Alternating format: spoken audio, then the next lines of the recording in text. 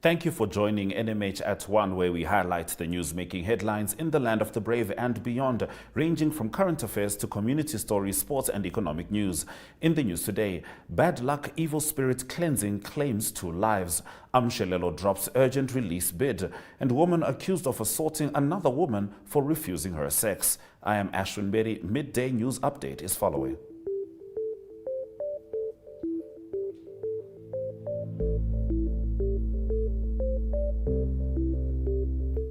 In the midday news update, the presidency has announced that during a routine medical checkup, President Hage Geingob was diagnosed with mild aortic stenosis, which has remained asymptomatic thus far. On the advice of medical staff, Geingob today successfully underwent a preventive minor aortic procedure in South Africa. President Geingob would have elected to undergo the procedure in Namibia. However, at this stage, Namibia does not have the expertise to carry out the procedure. A statement which said the president remains fit and healthy said.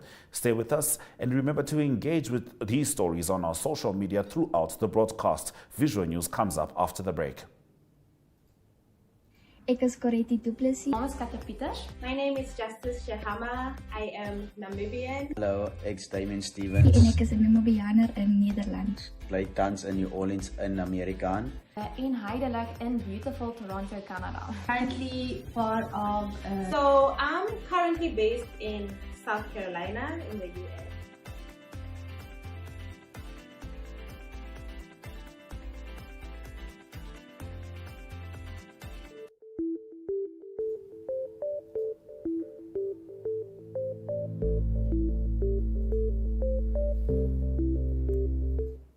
In our first visual news story, Omar van Rieenen articulates the LGBTQI+ community's position on its rights under Namibia's constitutional democracy and the rise in hate speech and incitement of violence towards members of this community. The forefront of tearing this house down must be held accountable. President Geingob, you are our president. You are our leader. You are the leader of a party claiming to be stewards of liberation. The queer community is still chained to the shackles of an apartheid-era Sodom law, which greenlights permissible discrimination. We need our president, now more than ever, to pull the Namibian House together, to hold his party to account. True leaders stand on the side of justice and equality, even when it's not popular. President Geingob, your silence is deafening. We need our president to pull the Namibian House together to protect your fellow Namibians from violence of religious and state-sanctioned homophobia. On 30 to 31 May, Tulinam held a conference that brought together church leaders, parents, community activists under the theme, The Church and LGBTQ Persons, What Would Jesus Do? They stated in their press statement that there is a climate of animosity and threats of violence directed against LGBTQ persons from leading clergy and politicians. This dangerous rhetoric, the church cannot under any circumstance promote violence against its members. And queer people are Christians too. The LGBTQ community, they state in this press statement written by parents and church leaders, are loved by God regardless of their sexual orientation. They are full members of the body of Christ. They call on the church and Christians to work to end LGBTQ discrimination. They reminded the Namibian House that Jesus so loved mankind, he gave his life for all of us. The Methodist Church of Southern Africa, the Namibian district, released a press statement stating that in its 2001 conference, they adopted the legal rights of LGBTQ Methodists and a principle that seeks a community of love rather than rejection, and that any form of victimization against the LGBTQ community should be condemned.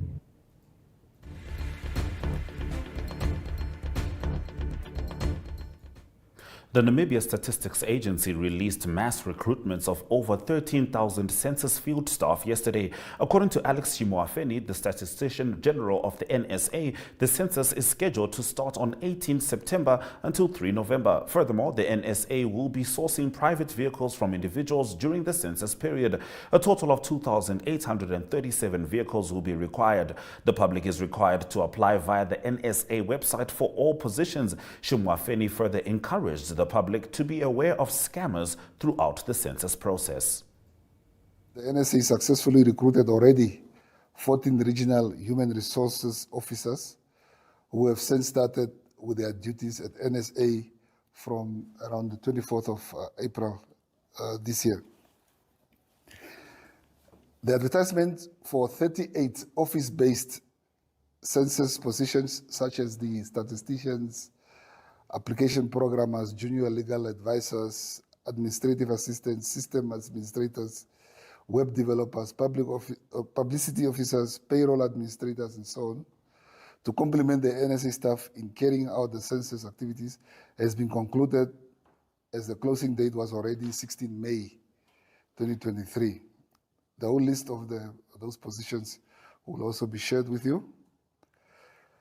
The office is currently finalizing the recruitment process for these positions, for these 38 positions, and soon we'll be able to contact the candidates who are successful to join the census. The NSA recognizes that accurate and reliable data is the foundation of informed decision-making. Therefore, we encourage all eligible individuals who are passionate about serving their nation to be part of this historic national project. These advertised recruitments, which will close on 19 June for the census IT positions, and then 30 June for the census data collection positions, provides detailed information on how interested individuals can apply and contribute to this momentous undertaking. The nation should take note that the application process will take place through our website and no other links that are there. There are no other links, so we must be cautious of the scammers also. It's only through the NSA, and this will be for recruitment of the census staff. The census training will take place in 4 phases, namely the master training between the 24th of July to the 4th of August, 2023. Then we have the training of trainers, number 1 and number 2, or level 1 and level 2, from the 7th of August to the 1st of September 2023. And enumerators training, those are the masses now, about 13,000 people, who will take place from the 8th of September to the 16th of September.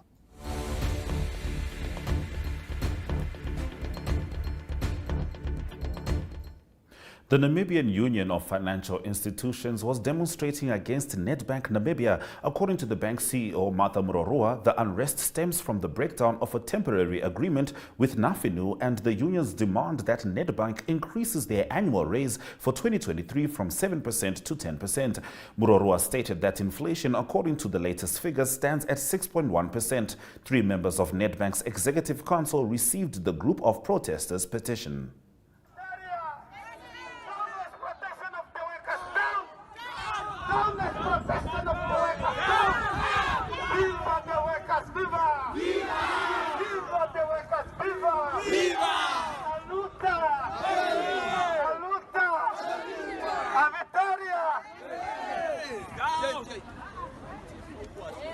Obviously, we don't take your presence for granted. In the light of the recent actions by Nafino, and I thought it appropriate and prudent to convey the set of facts from our perspective, acknowledging that there seems to be a certain level of conjecture that does not portray the true facts from a Nedbank Namibia perspective. Firstly, Nedbank Namibia reiterates its commitment to recognizing our employees, their rights of freedom of association, and the most important one, the trade union representation, the interests of its members, and obviously including the rights to consult, represent, and negotiate on behalf of its members. Colleagues, the rights and welfare of Nedbank employees is paramount in every facet of what we stand for as good corporate citizens. To this end, both Nedbank and any union have a duty to effectively communicate and disseminate information to employees to make informed decisions.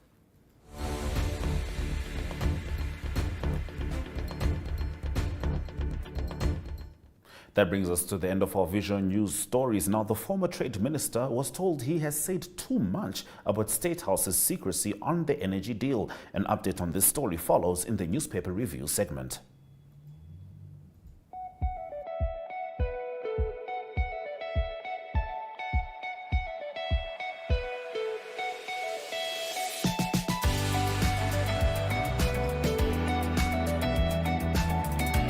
To another exciting episode of Oneuptwo. Hier is die weer en vertel ook vir julle waar die vis julle mondveld gaan byt.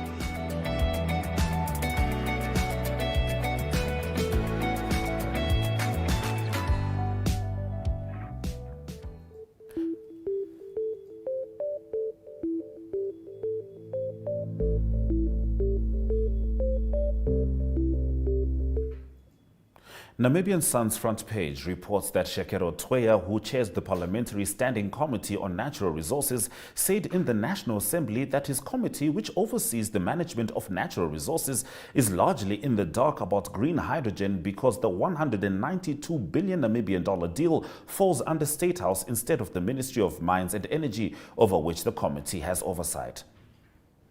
On page 3, a mentally ill man allegedly shot himself with a firearm belonging to his mother at Ohongo village in the Omusati region. He died shortly afterwards. Yesterday morning, Fimanekeni Ngenokesho allegedly broke into his mother's room where he accessed her firearm. Republican informs that within a period of 10 months, livestock to the value of more than $54.2 million Namibian dollars was stolen, of which $26.9 Namibian dollars in livestock was recovered. According to statistics provided by the police, during the period of June 2022 and April this year, 2,681 cases of stock theft were reported countrywide, with 12,807 livestock stolen to the value of more than $54.2 million Namibian dollars. A total of 4,285 livestock valued at more than 26 million Namibian dollars was recovered. The regions with the highest recorded cases of stock theft were Oshogujupa, Hardap and Omaheke. On page 3, wanted Namibian fugitive Maren de Klerk, who changed his name to Michael earlier this year, will hear today whether he will be released on bail. De Klerk's bail application continued yesterday in Paarl Magistrates Court in Western Cape, South Africa. The latest news actually says that de Klerk has gotten bail of 50,000 Namibian dollars or rands. On its front page, the Agomana Zeitung reports that the airport infrastructure in Tsumeb is crumbling after it was originally even planned to use it as a stepping stone to and from other African countries. The dispute between two JV partners has been going on for years, and now an arbitration court even wants to summon the fish-rot defendant Saki Shangala as a witness against the state.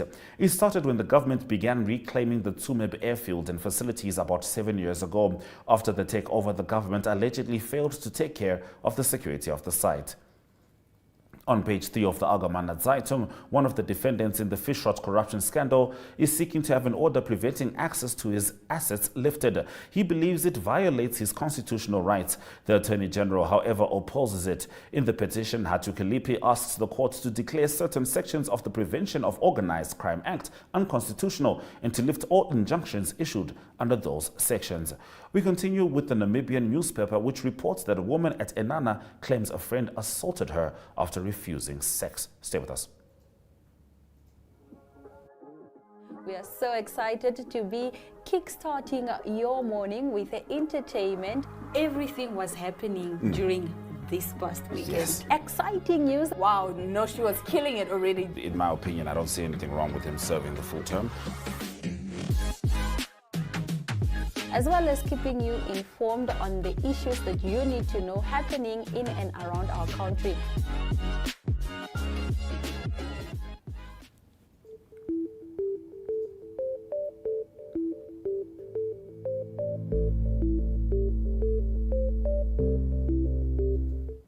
The Namibian newspaper reports that a woman at Enana claims a friend assaulted her and bit off a part of her finger after she allegedly refused her sexual advances. Elika Shumduli of a Palasa in the Ohangwena region is now seeking compensation through a traditional court after she was allegedly bitten all over her body and had the tip of her middle finger bitten off. On page 3, detained social activist and investment scheme operator Michael Amushelelo has withdrawn an urgent application in which he was asking the High Court to order his immediate release from custody. Amushelelo's lawyer, Kadila Amomo, informed the Windhoek High Court on Tuesday that an urgent application by Amushelelo was scheduled to be heard yesterday and would be withdrawn instead. On New Era's front page, secretive defensive company August 26 Holdings, which has strenuously and consistently refused to account for public funds, is once again in the red, this time over the alleged disappearance of around 3 million Namibian dollars. On page 3, a potion brewed by a self-proclaimed prophet using deadly tree roots claimed the lives of 2 women in the Kavango East region on Wednesday. The 2 were part of a group of 4 women who consumed the yet unidentified brew. 2 of the group survived. It is alleged the suspect was approached by the 4 women in the village to be treated for bad luck. And MarketWatch reports that the African Continental Free Trade Agreement, which Namibia signed and ratified on 2 July 2018 and 1 February 2019 respectively, could promote the dumping of goods in the local market. However, Namibia can suggest measures for protection. Now, South Africa's business confidence has fallen to a 3-year low. More on this story in Economic News shortly. Welcome to What's Cooking, where culinary passion meets expert insights. Somebody must really want to cook and want to cook good food. Immerse yourself in the bustling world of professional kitchens as top chefs create mouth-watering dishes. Join us for in-depth interviews as our host explores the experiences and expertise of our guest chefs. Don't miss out. Tune in to What's Cooking on NTV every Friday at 2100 hours and let the culinary adventure begin.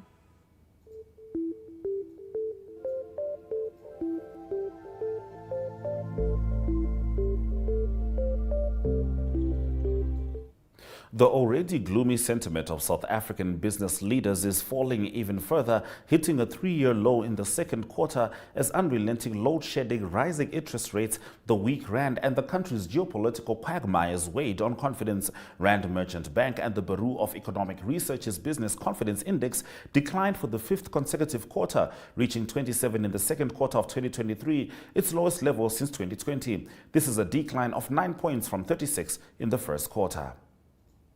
Let's get into the economic indicators.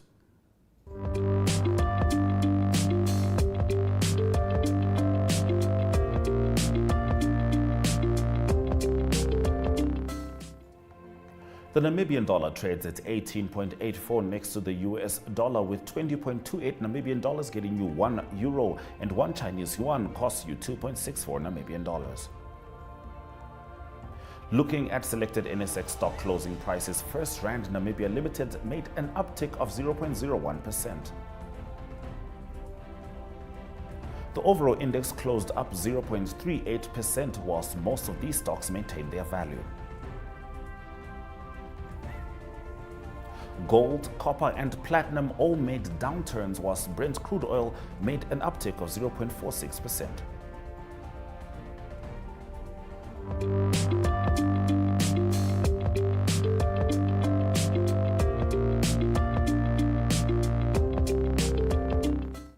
There has been a cholera outbreak in Pretoria which has killed 29 people in South Africa. We'll be looking at that as we dive into news from Africa shortly. Welcome to My.NA Cars, your ultimate destination for everything automotive. I am your host, Diana Master. Teamwork makes the dream work, right? Discover the latest models, innovative technologies, and expert insights from our passionate hosts. Learn essential maintenance tips and get exclusive behind-the-scenes access to the automotive industry. Don't miss My.NA Cars on NTV every Thursday at 2100 hours. Tune in and ignite your passion for automobiles.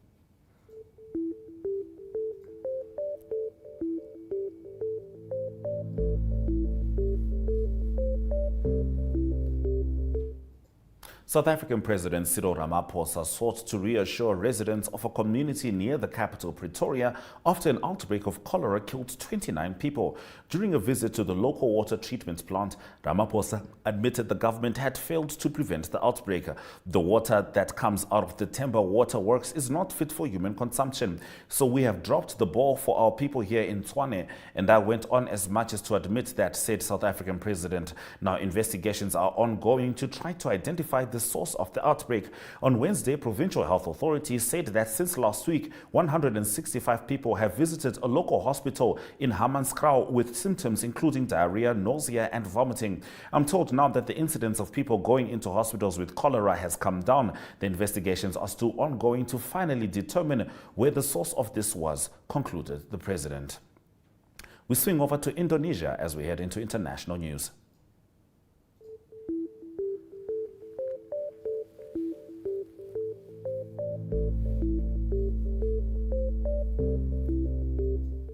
Indonesia's Parliamentary Budget Committee has approved an additional 15 trillion rupiah to speed up the construction of the flagship new capital Nusantara, a senior lawmaker said. Now, Abdullah, the committee's chair, said the additional 15 trillion will go to this year's construction, on top of the 22 trillion rupiahs previously allocated for developing Nusantara on Borneo Island in 2023. Therefore, in June 2024, the president can live there, he told a hearing with the government's senior ministers. Indonesia is pushing to complete by mid-2024 the capital's main administrative office, including the presidential palace and key ministerial buildings, with at least 16,000 civil servants, military and police due to move there next year. President Joko Widodo has pledged that only 20% of the total project's cost of $32 billion will come from the government's pocket, with the rest coming from the private sector.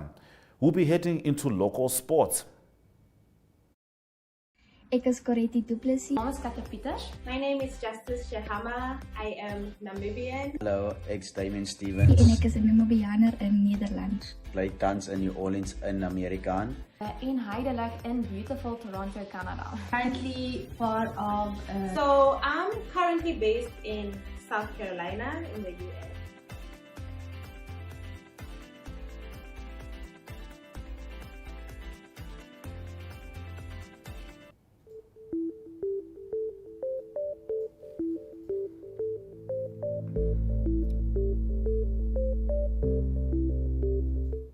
Let's get into local sport. Namibia is set to face Equatorial Guinea as the road to the Paris 2024 Women's Olympics football tournament officially kicks off in July. The tournament's format will see 9 winners from the first round join the 7 highest-ranked teams in a second-round clash involving 16 teams. The first edition of the Kayedu Shijombo tournament is set to take place from 27 to 30 July in Okongo and Opuo. Participants will compete against each other in various sports disciplines, including boxing, running, soccer, netball, basketball, and more. This weekend will once again see FNB Namibia's Women's Super League teams confront each other in intriguing encounters. The league has so far not fallen short of entertainment and goals, and the superior teams have often flexed their muscles this season. Stay with us as we head into international sport.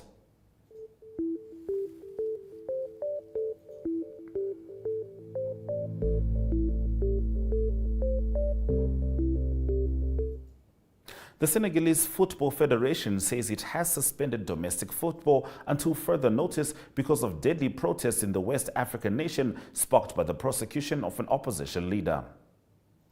In rugby, Wallabies captain James Slipper has extended his contract with Rugby Australia for another 2 years in a bid to play in a second British and Irish Lions series in 2025. And Francesco Bagnaia approaches his home Italian MotoGP this weekend, nursing a broken ankle and defending a slender lead in the World Championship as Ducati eyes another big payday at their local track in the Tuscan Hills. Stay with us as we let you know the best way to spend your weekend shortly.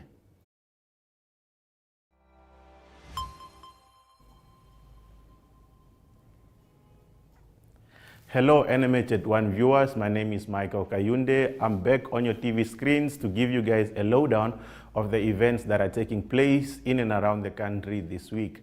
To start with, you can catch chill sessions tonight on Namibian Sun's Facebook page. That is at 7 p.m. On the show where we get to take you in and around the country, counting down the trending music videos for the week. You can also catch a repeat of the show tomorrow morning at 7:30 in the morning. That is on NTV, DSTV channel 285. Moving along with other events you can still expect to catch this weekend, you can attend, that is the FNB Whiskey Festival that is taking place tomorrow, the 10th of June at Country Club. So if you love whiskey, make sure that you make your way to Country Club. Another event you can expect this weekend is the Great Pop-Up that is taking place tomorrow as well at Palm Tree Park. Damage is $30. Gates open at 10 a.m. and it's going to go until 4 p.m.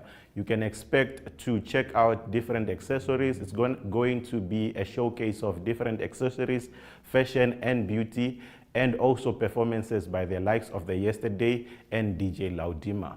Those are some of the events that are taking place this weekend. From me, Michael, until next time, it's bye-bye.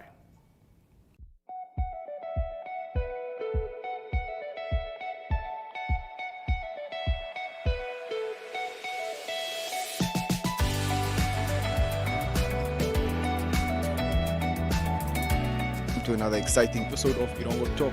Jou is die weer en vertel ook vir julle waar die vis heel moontlik kan byt.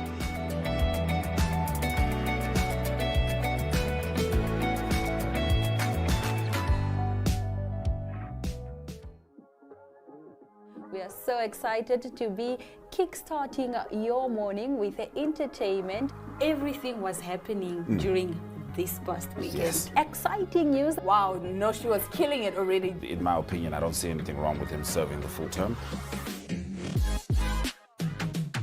As well as keeping you informed on the issues that you need to know happening in and around our country.